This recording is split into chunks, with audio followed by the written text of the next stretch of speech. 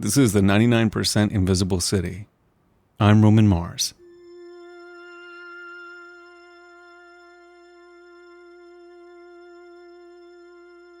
For the first time in a long time, I'm in our office in beautiful downtown Oakland, California. A couple people actually still work here. 2 people can occupy the space without violating any social distancing guidelines. There's 2 entrances, there's 2 different bathrooms, there's 2 different kitchens. I usually work at home, but today I'm here because our first book, The 99% Invisible City, has just been released into the world. Since it's a guide to the city with stories and histories of the seemingly mundane things around you, my co-author Kurt Kolstad and I are going to use it to explore all the everyday objects right outside our own headquarters. But before we even leave the office, just looking at the window, there's a brick building next door. And the tops of its walls are dotted with a bunch of square metal plates. These anchor plates are a few inches across, they're pretty thin, and they're spun in a bunch of different orientations. So even though they're painted to blend in with the brick, once you notice them, they kind of stand out. And you could think of them like giant washers with bolts or rods tying them into the bricks and helping brace them against the facade. And these ones happen to be square, but I've seen others in the neighborhood that are round or octagonal. In fact, anchor plates like this are pretty common in the Bay Area, in part for seismic reasons. They help make sure that loose bricks don't fall off buildings and hurt people during earthquakes. These particular ones are way up high where the walls overrun the roof. So there's a parapet up there where the bricks can't be braced against the main building. And so someone installed these and connected them to metal braces on the rooftop that you can't actually see from below. In other places, though, you can see anchor plates all the way down a facade. And in those cases, they have a ton of work to do. They help hold up entire masonry walls that might otherwise be at risk of total collapse. In the book, we have an illustration with a bunch of different shapes that you can look out for in whatever city you're in. There are squares and circles and stars and other geometric forms, but there are also some really ornate ones, like this huge curving S shape that holds up an old stone wall in Europe.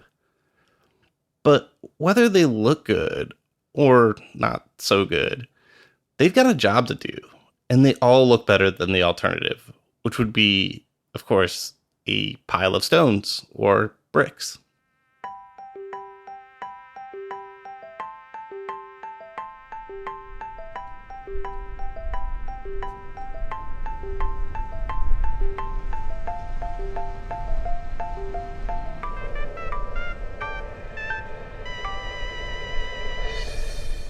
So if you walk outside of our building and look back, you will see a beautiful black ornate fire escape. I love that we have a fire escape on our building. I know a couple people on the staff, they climb out on it and watch the city at night. I never do that because I'm a big chicken. Fire has long been one of the greatest existential threats to a building and its occupants, but fire escapes became widespread kind of late in the game. Back in the 1700s, fire escapes weren't built-in features, but rather mobile ladders on carts hauled to blazes by firemen. Other solutions for escaping a fire in a multi-story building in the 1800s included parachute hats. I think you can imagine both how those looked and how they did not work at all. There was even this widely circulated plan that proposed that if there was a fire, that archers from the ground would shoot arrows with ropes attached to them for residents on the upper floors to shimmy down. But eventually, we settled on iron fire escapes attached permanently to a building's facade. Fire escapes are thankfully not used very often, but unfortunately this also means that they can fall into disrepair, especially if a landlord is prone to cutting corners. The infamous Triangle Shirtwaist Factory fire that killed 146 people in 1911 was a national tragedy that spurred a lot of change in terms of workers' rights, but it also made people look closely at how we need safe and plentiful means of egress from buildings in case of emergency. In this instance, one of the things that caused a lot of the deaths was that the fire escape collapsed under the weight of all the people trying to flee for their lives. Since then, and especially today, managing the flow of people during an emergency is a top consideration. It's still not perfect, obviously. If you look around the city, most buildings don't seem to have fire escapes anymore. The newer buildings never do. but looks can be deceiving. These buildings, they do have fire escapes, but they've essentially been swallowed up by buildings, evolving into fortified stairs. Fire stairs often double as ordinary staircases used on a daily basis, but they have extra protections and features to make them safer routes of escape during emergencies. So you could be walking on the great-granddaughter of this fire escape every day and not even notice it. So right next door to our office, there's a storefront. And the businesses inside of there have changed over the years. But out front, there's this persistent element, and it's a planter. And the planter is kind of recessed into the facade a bit, so the edge of it, the front edge of it, is up against the sidewalk. And the plants and dirt are held in place by this low retaining wall that's maybe a couple inches deep. And under the best of circumstances, it wouldn't be a great place to sit, although I've seen people try. But what makes it really, really unappealing is this row of knobs that they have arrayed along the top of the wall. And we've talked about things like spikes on the show before that dissuade people from sitting. But these knobs, they look almost decorative. Like they're painted black to blend in with the black wall. They're defensive design, but in disguise. And when we think about things like defensive design or hostile architecture, we tend to imagine obvious things like spikes. But there are a lot of less obvious ones too. Some places have sprinkler systems that are situated to keep people away rather than to, actually water plants. And in Seattle, there's this one bike rack in particular that's kind of infamous because people started to question, why did somebody put a bike rack there? That's not a place people would normally park their bikes. And it turned out that this was put there by the city to keep people from setting up tents and camping on that particular stretch of sidewalk. And, big picture, a lot of these interventions, they don't tackle bigger underlying issues. They just kind of shuffle people around. And to me, that's a good argument for transparency, among other things. Because when you disguise something, you stop conversations from starting around it, right? So once it's clear why something is the way it is, people can start to debate whether or not a given design quote-unquote solution is humane or equitable or even effective. Looking down on our street corner, you'll see a bunch of spray-painted marks on the road and on the sidewalk. So here's a fun fact. The first 2-page illustration in the book, located just before Chapter 1, is an illustration of this very spot. Kurt took the picture from our window. The colorful spray-painted markings are a guide to all the pipes and wires and tubes crisscrossing below the surface, and they are there for a very important reason. In June of 1976, workers were excavating a stretch of Venice Boulevard in Los Angeles, California, and accidentally cut into a hidden petroleum pipeline. The pipe ruptured and pressurized gas ignited into a fireball that engulfed passing cars and adjacent businesses. More than 24 people were injured or killed. This wasn't the first or last tragedy of its kind, but the enormity of this particular disaster helped catalyze the codification of these color-coded utility markings. So in general, anyone excavating on public property is required to contact a regional alert organization before digging into the ground so that the different utility agencies can come out and mark the hazards that may be below. The American National Standards Institute has formalized which colors indicate which utility. So this is my favorite part. So red is for electrical power lines, orange is for telecommunications, yellow is for gaseous or combustive materials like natural gas or petroleum, green is for sewage lines. There are a few other colors, but those are some of the biggies. For some reason, an infinity symbol is used to indicate the beginning or end of a proposed project area, even though an infinity symbol is normally applied to things without a beginning or an end. So obviously some colors and symbols are more intuitive than others. But what I love about all of this official graffiti is that for this stretch of concrete, we all have X-ray vision if we know how to decode it. So on our block, there's a relatively recent renovation that added a bunch of traffic calming devices, things like planters and bollards to hem in the cars a bit and slow people down, and to make it easier to cross the street. And it's pretty good. But further up the street, if you go up a bit, there's a much more traditional and classical and recognizable traffic calming feature, a speed bump. And it's pretty typical. It looks like any other speed bump. It's just a raised stretch of pavement that goes across the lane, and it's meant to slow people down. And in the book, we write about, a bunch of different traffic calming strategies, but there's this one in particular that I really am into. And what it's called sort of depends on who you ask, but if you Google speed cushion, you'll get the right result. And what makes it special is actually pretty simple. It's got these wheel-wide slices cut through it. So if you see one, it actually looks more like 3 smaller speed bumps side by side. But why? Well, there's space to accommodate emergency vehicles, like ambulances.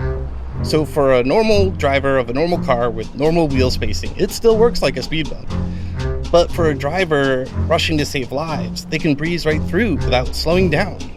And honestly, it's pretty simple, but I think it's quite ingenious.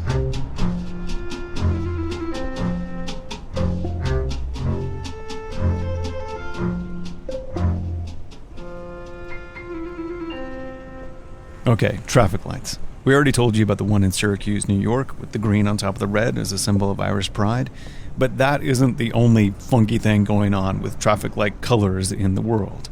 In Japan, their green light is more of a bluish green, and this comes from the fact that their interpretation of the color blue, or ao, that's A-O, ao, as they say. I mean, that's the best I can say, as they say. The color ao historically encompasses hues that most English speakers in the West would call green. Japan was not a signatory to the Vienna Conventions on Road Signs and Signals, which was this multilateral treaty systematizing road signs, markings, and lights across dozens of countries. And so, for nearly 100 years, Japanese stoplights have been labeled blue on official documents, even though many languages would call the color they see on Japanese traffic lights green.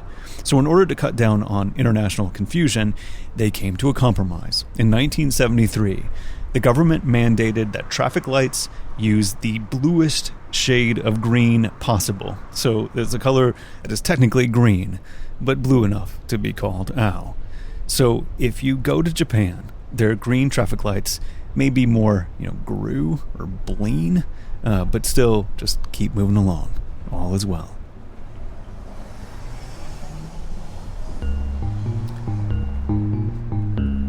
While we're in the headspace of Japan, by way of Oakland, I want to tell you about the manhole covers of Osaka.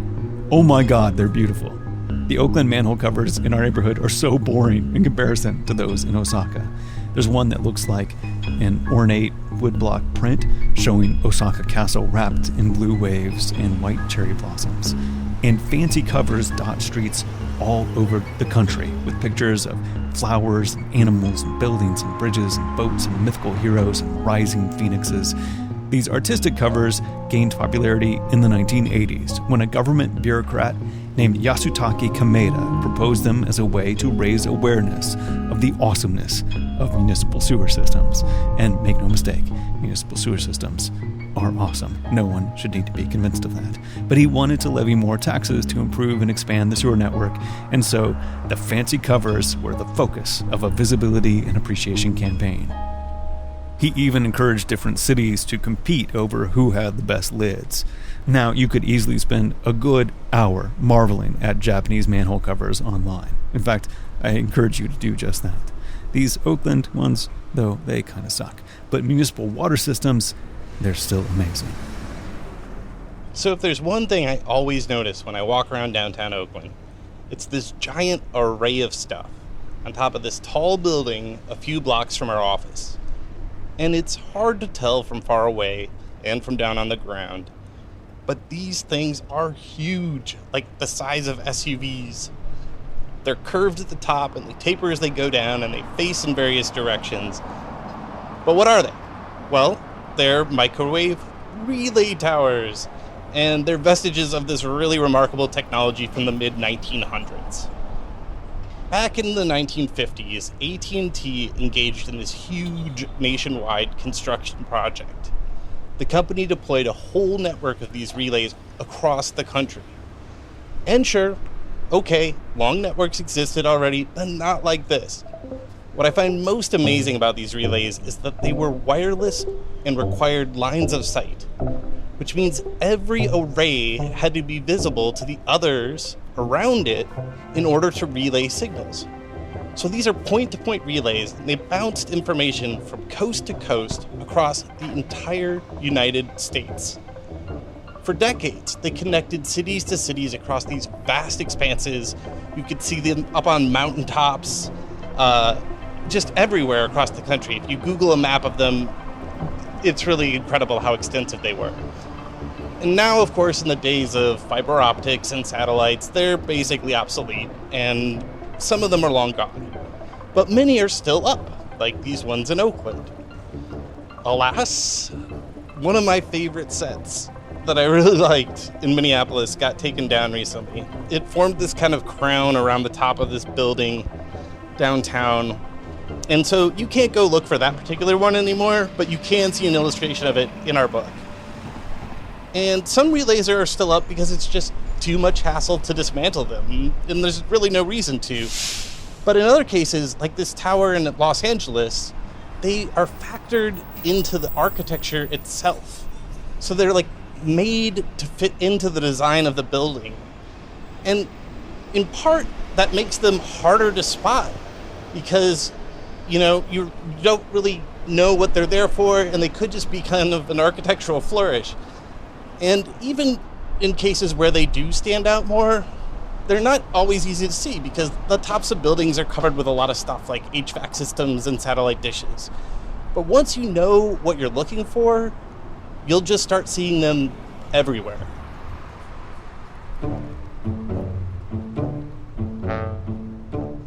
Most of the numbered streets downtown are one-way, which means they have white dashed center lines that divide the lanes. This innovation is credited to one man, Edward N. Hines. He was a road booster and a member of the Wayne County Road Commission in Michigan in the early 20th century, when cars were just getting more widespread on roads. The story goes he was driving on a country road behind a milk truck that was leaking its cargo, and this inspired him to invent lane-dividing center lines. This always struck me as a ridiculous story. But anyway, however he got the inspiration, thanks to Hines, the first stripe of paint dividing lanes was laid down in Wayne County, which includes Detroit, and from there, lines began to be drawn through curves and danger zones to encourage cars to stick to their side in those particularly hazardous spots. And then eventually they appeared on all roads in the county and then across the state. Today, roadways across the U.S. feature millions of miles of paint from coast to coast. Hines certainly left an indelible mark on the world, even if that milk truck story is bullshit. So, there's a lot of construction going on right now in Oakland, and a lot of sidewalks are torn up or closed down in the downtown area. A lot of beautiful murals, though, around. But if you're walking down the sidewalk a few blocks from our office, you can see these little plaques embedded underfoot. And this one is pretty clearly worded. It says private property, permission to pass over, revocable at any time. Some of them a bit more cryptic. They say things like space within building lines not dedicated, which can be kind of hard to parse. But the message is the same. It's basically, hey, you can walk here, but just so you know, this is technically private property. And sometimes owners will, build right up to the property line or, put landscaping out that marks off the edge of their territory. But when they don't, this is a way for them to maintain their ownership. And so some install these shiny metal plaques and others just stamp messages like these right into the concrete. And effectively they're telling you, hey, you're on private property in a place that you might not think is private property. So it might feel like a public sidewalk, but it's not. And if you look down a sidewalk, you can often see a bigger pattern. like a series of these forming a long dashed line. And that, of course, marks out the property's edge. And then at the corner, you might find a right-angled version, and that's, of course, to mark out the corner of the property. So together, these form an outline of the building property footprint. And they're important for building owners because of something called adverse possession. Now, the laws around this vary from place to place, but the basic idea is that if you don't explicitly reserve your property rights somehow, you could lose them. So the easement markers are there in case the owners want to build out later. But in the meantime, they're also conceding some space for semi-public use, which is nice. And once you recognize what these markers signify and start to see them, you'll also start to see open spaces differently and recognize that there are invisible lines dividing public and private property, or at least invisible until, you start reading the plaques.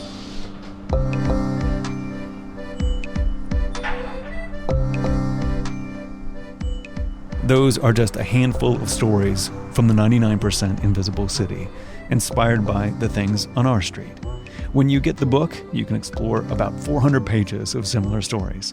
And if you listen to me reading the audiobook, it's about 11 hours. You can put it on at bedtime. You can listen all the way through the night without having to queue up another episode or listen to a furniture ad, although I like the furniture ads. It is an interesting time to be alive and an interesting time to be putting out this book, since we're not really traveling and generally sticking close to home.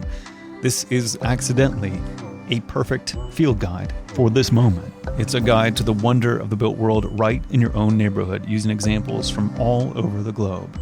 Maybe it will be a comfort to you. It was designed to be a good companion and to bring more joy in the world. We're trying to get it out to as many people as possible and expand our little tribe of plaque readers, design fanatics, and curious urbanists. You can get a copy for yourself and your friends and your family at 99pi.org/book. Coming up, Kurt and I talk about some of the behind the scenes of making the book and answer many questions people have been asking about the process. Stay with us. So I'm talking with Kurt Kolstad. He's the digital director of 99% Invisible and the co-author of the book. And we want to answer a lot of the questions that we've been asked as we've been putting together the book over the last couple of years. Yeah, and some of these are questions that have come up, over and over again. And so I've sort of distilled them down and said, okay, like, which ones are the ones that people are asking the most? And we came up with these questions that seem to sort of synthesize the things that people are interested in knowing more about. Right. So the first one is about the process of gathering material and picking topics and organizing all of the book. I mean, one of the things that we had working for us and against us was the 10 years of the show. So there's a lot of information presented in different ways, tons of stuff that's in the book that, never has appeared on a show before. So let's talk a little bit about how we organize the book. There's this joke I've been telling friends, if you're going to write a book, maybe write it about one thing instead of 100 things. And, it's a really unique challenge to try to bring all of these stories together under one roof and to figure out, not just what to include, but how to structure the whole thing. Yeah. Going way back, this is a thing that we first started talking about. Like, my first text file that has the field guide idea sitting in it is from June 2017. Mm-hmm. We started to think about, okay, how might this work? What kinds of things might we want to include? And I started, writing articles, and we started doing shows with that in the back of our mind, like, which things are we covering or not covering that would make sense to include in a book about cities and design? Right. And then in 2018, we started to really sit down with this thing, and we started working on this giant spreadsheet. Right.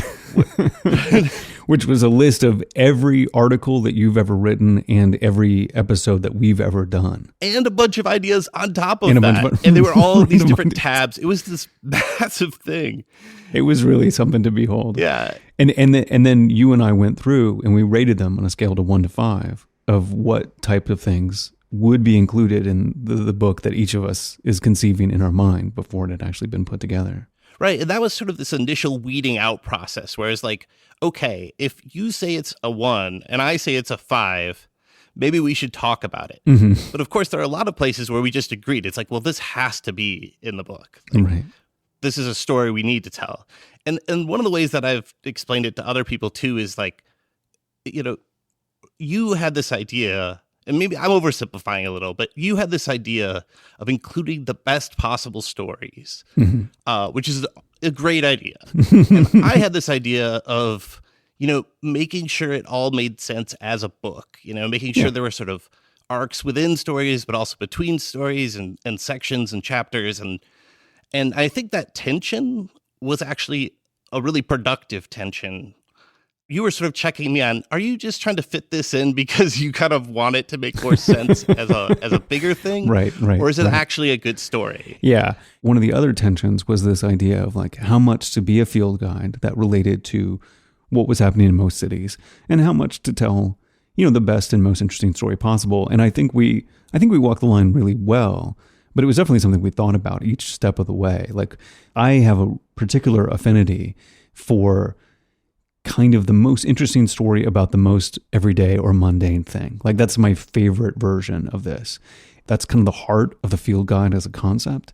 But there's so many things that don't quite fit into that we just were just excited about, you know, like especially new things. Like when you would come back with some research about stuff that, you know, we never covered in the show, those were my favorite because I often get, you know, like if I've covered it, I'm like, oh, I know it already, you know, like, and so like when he came back with like Battenberg and various other things, like that was really the type of thing that I was like really, really jazzed about when it came to putting the book together. And for me too, like as a person who is, you know, a fan of the show for years before I joined the show, there was some fun in revisiting old stories and sort of looking at the raw material and looking what had happened since those stories were published and sort of rethinking it all for the book. And you know, like the Chicago River comes to mind. And, you know, we talked about the Chicago River, or you did in an old episode. Yeah, that was one we did years ago with Dan Wiseman. But, you know, in the book, we talk about it in a different way. You know, I found some more history to that was kind of fun and interesting. And so what we ended up with in the book was this kind of combination of some things drawn from the episode, some sort of new developments in the case, and then some more history too. So it was fun for me to dive back into some of the classics and like expand on that material as well. Yeah. And it really is a different thing to create a book versus to create a story for a podcast. You know, a lot of people asked us about like how it differs, like with audio storytelling in terms of structure and approach. When you're writing for audio, you know that it's linear. You know that people are only hearing it, you know, in order once, and they're not sort of scanning it the same way that they do when it comes to written text. And so there's this process of reiterating the point, you know, anecdote and reflection, and reiterating a point. And it is something that it does not work in text. And it was something that was really clear when we started working with Kate, our editor at HMH.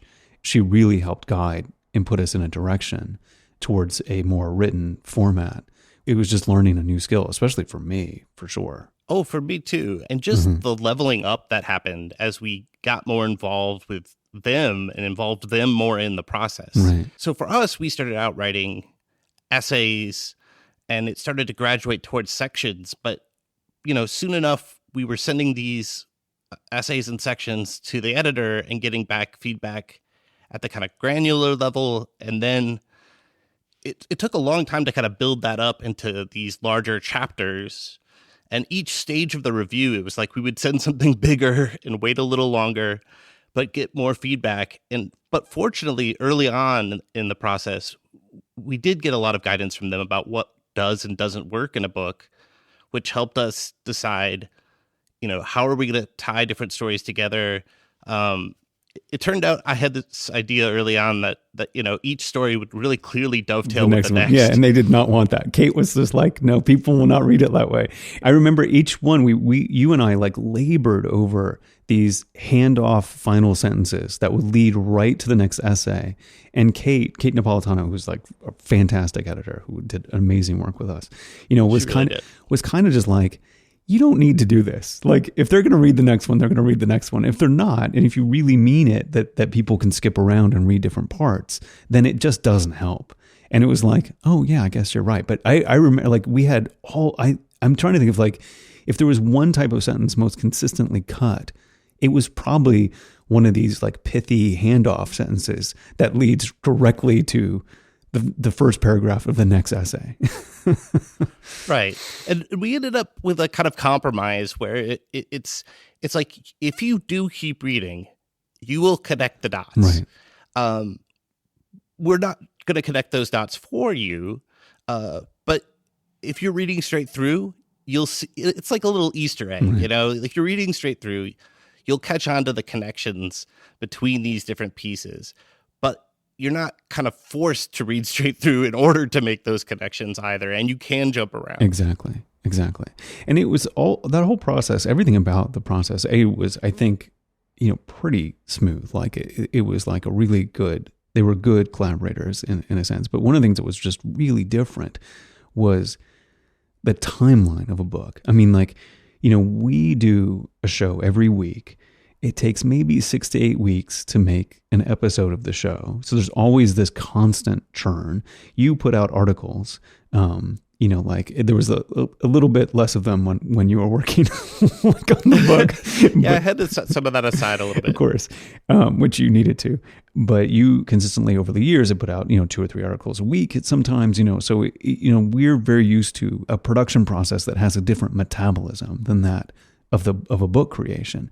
Having a long deadline that's really far in the future, like what happens with a book, is terrible.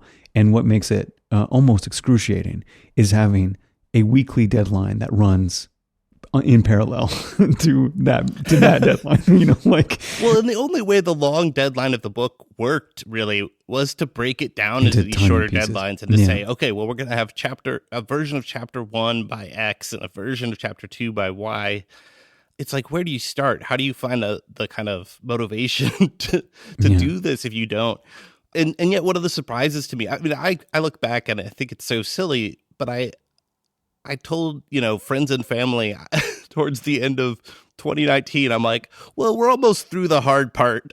Right. And, it seems so naive in hindsight. It's a process and it keeps going. And as soon as you're done with one thing, you've got to kind of move on to the next, whether it's working with the illustrator and working with the designer. There's always something to be done. And the text is part of that. And the text is a key part of that. But it isn't all of it, for sure. No, I mean, there's just not by a long shot. It was just deciding on illustrations and in design and color and the printing and just everything about it was just so complicated. And one of those things that we were really involved in, because one of the pitfalls of having a show about design is that the book you make better be good. It better look good. It better read well. It better flow. It better have a reason for existing. Like, that was my main thing, is like I already get the opportunity to tell millions of people stories about design. So why should a book exist? And what can it do that the show can't do? And that's something that we were constantly thinking about, of how to exploit those differences between a book and a podcast and a website. And so all those things required so much thought. I mean, so much so that I think HMH was shocked at the level of detail, especially you were writing them with. Well, yeah, I mean, I think they expected, they're used to authors. Authors are authoring, right? They're writing, they're doing the text stuff. But of course, we're interested in design. So we want to work with the designer. We want to work with the illustrator. We want to, make this a designed object. And I have this background in architecture. And so I'm not a great designer, but I at least like the process and know how it works. And so a lot of it was sort of navigating this challenging thing, which you always have to navigate with designers, which is to say, figure out what their strengths are. So we spent, for example, a lot of time looking at the portfolios of both Patrick Vale and Raphael Gironi, who are the illustrator and designer of the book, and saying, okay, how can we lean into their strengths? How can we sort of give them the freedom to do what they do well, but make sure we also cover the things that we need to cover in the course of this design process? Yeah. So when we went through and took every story we've ever told in whatever format and we put it into a big spreadsheet and ranked them from 1 to 5 about what to include in the book, we both quickly settled on the first one being the official graffiti. It had an explosion. It seemed like a good thing that people would see everywhere. There was a story behind it. We could teach people how to decode it in ways that were really fun and obvious. And so I remember that being kind of one of the first ones we settled on. This leads me to one of the last ones we included. So there was a drama in San Francisco with these boulders, which is in chapter 6, which is really the last story that we included at all. And I remember you asking me, like, is this worth it? You know, like you, I'm pretty bedraggled and tired from the other 400 pages of writing. Partly, it just felt like I also was worried. I was like, is the publisher going to say, guys, you have to stop adding stuff, please? And so I was like, can we convince them to just sneak this one last piece in? And it sort of encapsulated so much of what we were talking about already in chapter 6 that it was just like, yeah, I think we got to do it. And one of the questions that we've gotten asked too is, what's your favorite piece? And that's hard to nail down. I really like the first piece in the book. I do think it sort of captures the essence of the book really well. But in some ways, some of my favorite pieces are the ones I had to fight for. Yeah. So there was some consideration of cutting a few pieces, one of which was the piece about standardized time. Right. Right. This was the story of how different towns had to finally start coordinating their clocks because the train was coming and they had to get on the same schedule. And what I realized sort of going back over it is that it wasn't super clear. It was probably too long.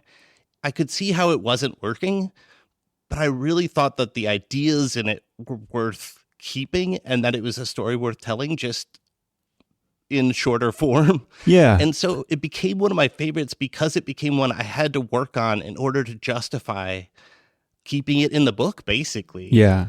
I remember us sitting at my kitchen table and us going over that one and me being one of the naysayers who just was like, this is too complicated. Like people can't do math in this way, and asking you questions about like, why is this important?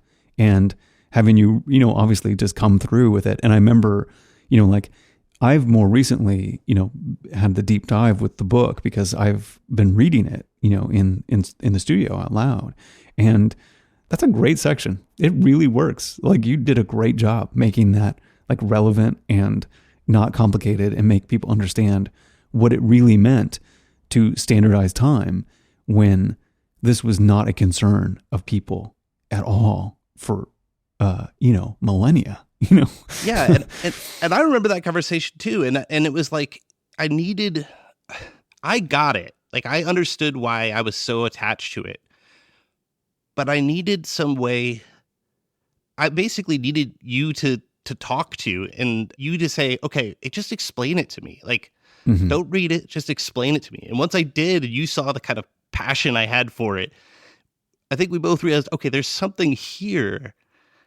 It's just not fully on the page right now. Yeah. So it's like, we got to go back to the drawing board a bit and figure out how to simplify this and streamline this so that it's just a compelling story.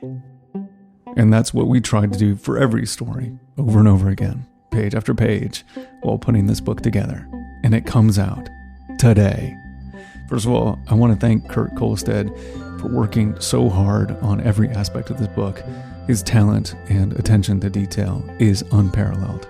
And I also want to thank the 99PI team for reporting so many of the original stories we retold and also taking up the slack when we had our heads down trying to power through the writing and the editing. And I want to thank you beautiful nerds, for supporting us this far and buying copies for all your friends and family. It's a really good book for nerdy dads. You got a nerdy dad? This is a good book for him. I say this as a nerdy dad. You should skip giving him the biography of some World War II general this year and give him this book instead. All the pre-orders up to this point and the sales from this week sum together to give us our place on the bestseller charts. I really want to be on the bestseller charts. So this is the time to act. Get your copy today at 99pi.org/book. 99% Invisible was produced this week by Kurt Kolstad. Music by Sean Real. Delaney Hall is the senior producer. The rest of the team is Chris Berube, Emmett Fitzgerald, Christopher Johnson, Sophia Klotzker-Miller, Vivian Leigh, Abby Madon, Katie Mingle, Joe Rosenberg, and me, Roman Mars. We are a project of 91.7 KALW in San Francisco and produced on Radio Row, which is scattered across the North American continent, but we will always be centered in beautiful downtown Oakland, California. We are a founding member of Radiotopia from PRX, a fiercely independent collective of the most innovative, listener-supported, 100% artist-owned podcasts in the world. Find them all at radiotopia.fm. You can tweet me with pictures of the book and the coin at Roman Mars and the show at 99pi.org. You can share pictures of the book and the coin on Instagram and Reddit too. But the one place I would love for you to go to get your copy of the 99% Invisible City, if you haven't done it already, is 99pi.org/book. Radiotopia.